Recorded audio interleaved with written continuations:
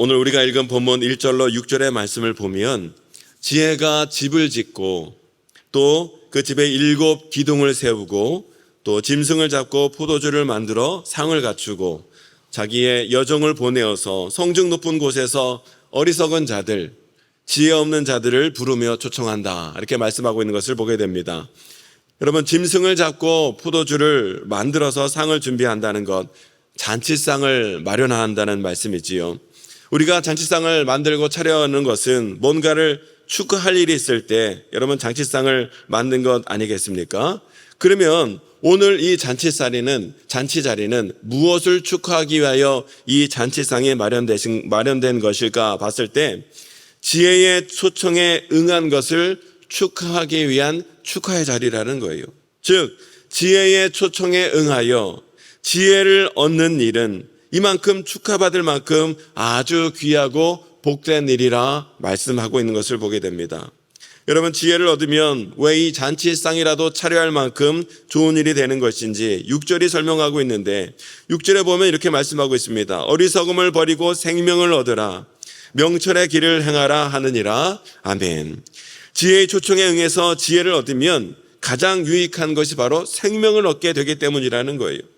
죽음으로 달려가는 어리석은 삶에서 지혜를 얻어 돌이켜 생명을 얻게 되었으니 여러분 당연히 잔치상이라도 버리고 축하받을 일이 되어야 되지 않겠냐는 것이죠. 죽을 뻔하다가 다시 살리심을 받게 되었으니 여러분 이것처럼 또한 좋은 일이 어디 있겠습니까? 그렇기 때문에 잔치상을 차려놓고서 지혜의 초청에 응한 자들에게 이러한 잔치상을 베풀어 주고 있다는 것이지요. 오늘 성경은 분명히 말씀하시기를 지혜 없는 인간은 생명을 얻을 수 없고 인간이 생명을 누리지 못하는 이유는 어리석기 때문이다라고 계속 말씀하고 있는 것을 보게 됩니다. 옛 경언에 이런 말이 있습니다.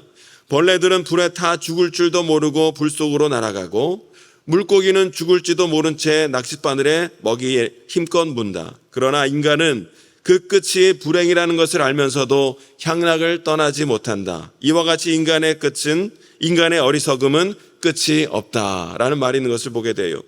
인간이 어리석은 이유는 모든 일의 끝의 결과가 얼마나 불행이고 파멸인지 어떻게 되리라는 것을 너무나 잘 알고 있음에도 불구하고 호색하고 음탕하고 사치스럽고 향락스럽고 죄악된 삶에서 떠나지를 못한다는 것이에요.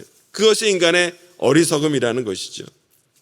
여러분, 술이 몸에 해롭고 술에 중독되면 자기 자신의 삶, 자기의 건강뿐만 아니라 가정도 파탄나고 파괴된다는 것을 알고 있음에도 불구하고 술을 못 끊는 사람들이 많다는 거예요. 술 때문에 늘 주변 사람들과 시비가 붙고 술 때문에 가정도 힘들어지고 술 때문에 사람들에게 버림받아서 인생 밑바닥을 살아가고 있음에도 불구하고 술을 도저히 끊지 못하는 사람이 많다는 거예요. 요즘은요, 술이 문제가 아니라 여러분 대한민국에 전 세계적으로 마약 때문에 이 마약에 중독되어서 인생이 파탄난 사람들이 너무나 많아지고 있다는 거예요. 특히 대한민국도 이 마약이 심각한 수준으로 떠오르고 있고 특별히 이 마약에 중독된 사람들의 연령층이 젊은 사람들이라는 거예요. 청년들 또 더군다나 중고등부 학생들까지 이 마약 때문에 펜타닐이라는 쉽게 구할 수 있고 너무나 독한 이 마약 때문에 인생의 삶의 파탄으로 피폐로 나아가는 사람들이 너무나 많아서 지금 심각한 사회 문제로 대두되고 있는 것을 보게 됩니다. 그 결과가 어떻게 되리라는 것을 뻔히 알고 있음에도 불구하고 그 결과가 얼마나 비참한지 알고 있음에도 불구하고 그것을 전혀 떠나지 못하는 어리석은 인생들이 많다는 것이에요.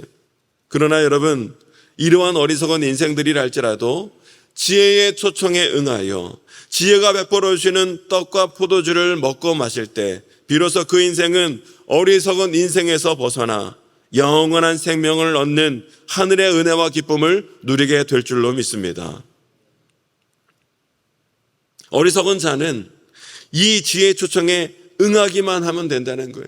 그래서 그 잔치자리에 나와 그 지혜가 베풀어 주시는 떡과 포도주, 즉 예수 그리스도를 만나고 예수 그리스도께 주시는 말씀과 보혈의 은혜 가운데 머물게 되면 어리석은 삶에서 건지심을 받고 영원한 생명과 하늘의 기쁨을 누리게 되리라는 거예요.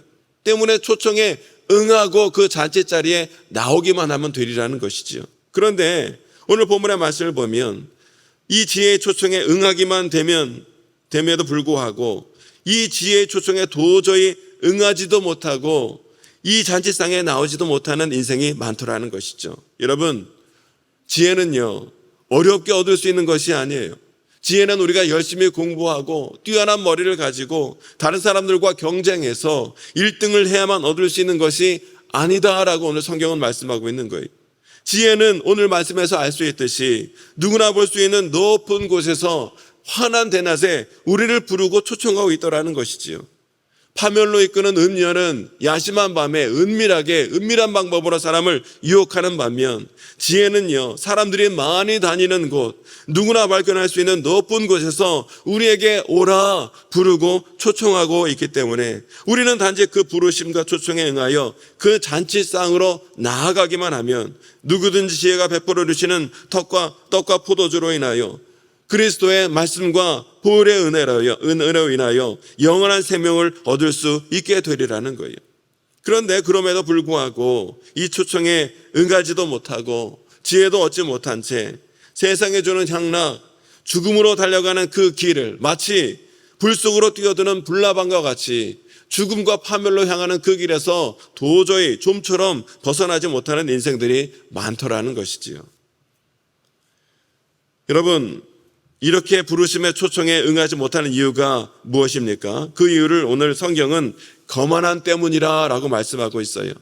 7절의 말씀을 보니까 거만한 자를 징계하는 자는 도리어 능력을 받고 악인을 책망하는 자는 도리어 흠이 잡히느니라 하고 말씀하고 있지요. 거만한 사람을 훈계하면 수치를 당하게 되고 거만한 사람을 바른 길로 인도하고자 하면 비난을 받게 되리라는 거예요. 거만한 자는 이와 같이 지혜자의 가르침을 적대시하고 전혀 받아들이지 않는다는 것이죠. 그래서 아무리 지혜가 높은 곳에서 쉽게 찾을 수 있는 곳에서 오라 부르고 초청해도 거만한 자는 그 지혜에 결코 응하지 아니하고 그래서 거만한 자는 그 거만으로 말미암아 결국 멸망하는 길로 나아갈 수밖에 없더라는 거예요. 이렇듯 거만은요, 지혜와 상반되는 것이에요. 그런데 거만이 지혜와 상반된다는 얘기는 또 한편으로 어떤 뜻입니까? 우리가 거만하지 않고 겸손할 때 우리는 지혜를 만나게 되며 그 지혜를 얻을 수 있게 되리라는 말씀이에요. 여러분, 우리가 겸손할 때 우리는 지혜를 만나게 되고 그 지혜를 통하여 영원한 생명을 얻게 될 줄로 믿습니다. 요즘 우리 사회는요, 자신의 능력을 검증하지 못하면 살 수 없는 사회다라고 가르치는 가운데 자신의 능력을 키우라, 너의 능력을 키우고 그 능력을 검증하고 그 능력을 나타나 보이라 강요하는 사회에 우리가 살아가고 있어요. 때문에 이런 사회를 살아가는 사람들은 점점 자기 애가 강해지고 자존감이 점점 높아지는 것을 보게 되더라는 거예요. 그래서요, 여러분, 학교에서도요, 아이들을 가르칠 때 아이들의 자존감을 해치면 안 된다는 이유로 여러분, 선생님들이 학생들을 엄격하게 훈육을 하지를 못하는 거예요.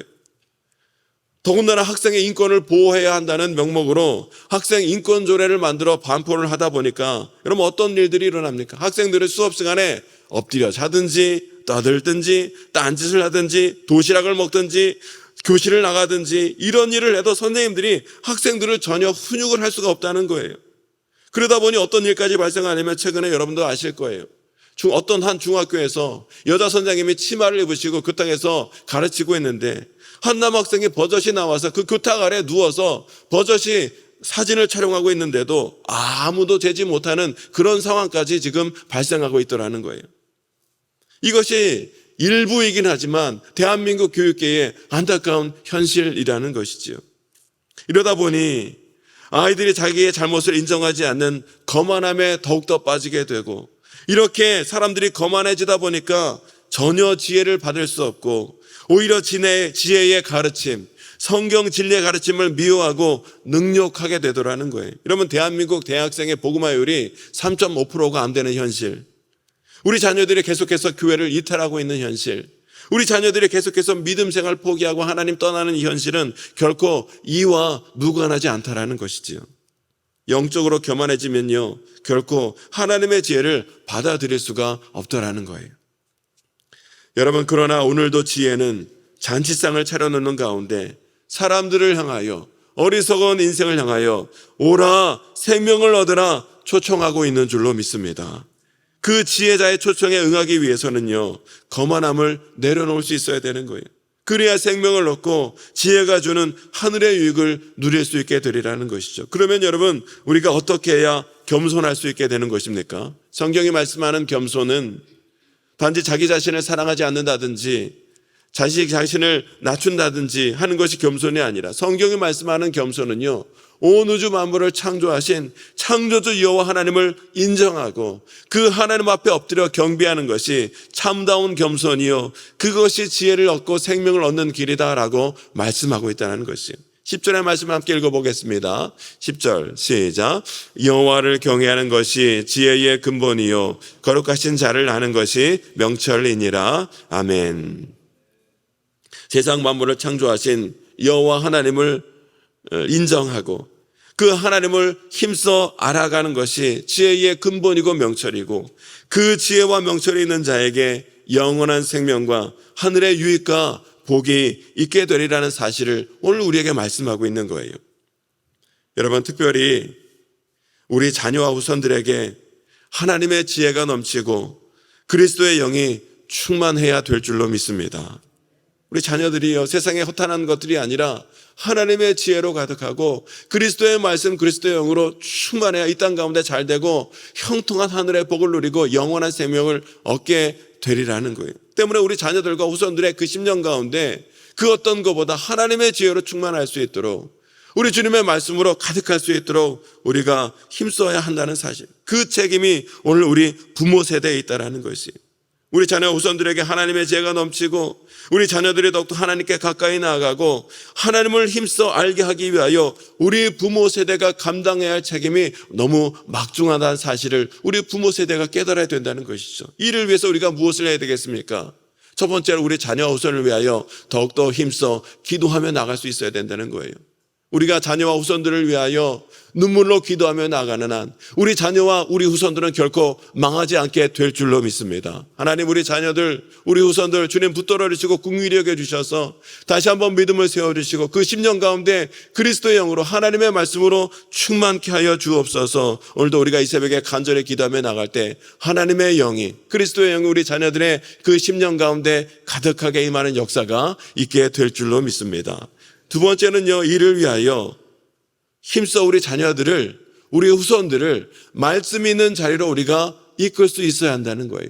말씀의 자리로 나와 말씀을 들어야 말씀을 통하여 믿음이 생기고 믿음이 있어야 우리가 구원받는 역사가 있게 되기 때문에 어떻게 해서든지 우리 부모 세대들이, 자녀와 후손들이 말씀이 있는 주님 전에 나올 수 있도록 우리가 후손들을 인도할 수 있어야 한다는 사실이에요. 하나님 나에게 지혜를 주시고 능력을 주셔서 우리 자녀와 후손들이 세상에 허탄한 곳에 있지 아니하고 주의 말씀이 있는 이 자리에 나올 수 있도록 인도해 주셔서 그 말씀을 통하여 다시 한번 그 삶이 회복되어지고 다시 일으킴 받을 수 있도록 하나님 인도하여 주옵소서. 우리가 기도하며 우리 자녀들을 인도할 때에 자녀들이 이 말씀에 있는 복된 이 잔치상에 있는 이 자리로 나오는 역사가 있게 되리라는 거예요. 여러분, 누가 우리 자녀를 위하여 간절히 그렇게 기도할 수 있겠습니까? 우리 부모 세대가 그 일을 위하여 누구보다 힘써 눈물로 기도하며 자녀들을 말씀 있는 자리로 초청할 수 있어야 한다는 것이.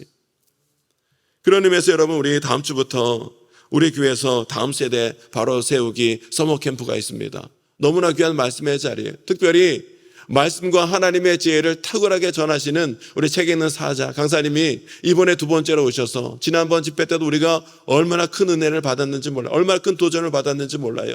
이번에도 오셔서 말씀을 전하시는 이 귀한 말씀의 자리에 오라 초청을 했는데 우리가 초청의 자리에, 초청의 부르심에 응하여 이 자리에 우리가 더욱더 나와야 될 줄로 믿습니다. 여러분, 이 잔치는요 결코 우연히 교회 프로그램으로 우연하게 만들어진 것이 아니라 오늘 나를 부르시고 우리 가정을 부르시고 우리 자녀를 부르시는 우리 하나님의 부르심이요 초청의 음성인 줄로 믿습니다. 그 음성을 듣고 우리가 힘써 주님 자리에 나와 말씀을 통하여 우리의 가정에 우리 자녀와 우리 후손이 다시 한번 새롭게 되어지는 역사가 있을 수 있도록 기대하는 가운데, 기도하는 가운데 우리 자녀 후손들을 인도하여서 말씀의 자리에서 말씀을 통하여 하나님이신, 하나님의 지혜이신 예수 그리스도를 만나 영원한 생명을 얻고 하늘의 유익과 형통의 복을 누리는 우리 자녀와 우선 우리 가정과 가문이 될 수 있도록 주님 인도하여 주옵소서. 마음의 소원을 가지고 기도하시는 가운데 우리 부모뿐만 아니라 우리 자녀 모든 가정이 우리 말씀의 자리에 나와 큰 은혜를 누리시는 역사 있게 되시기를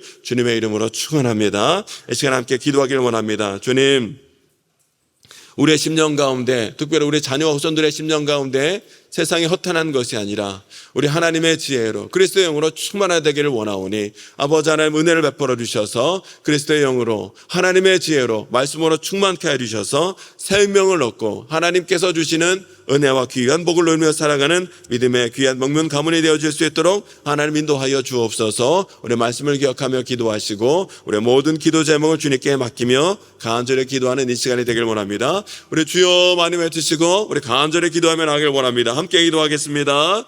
주여.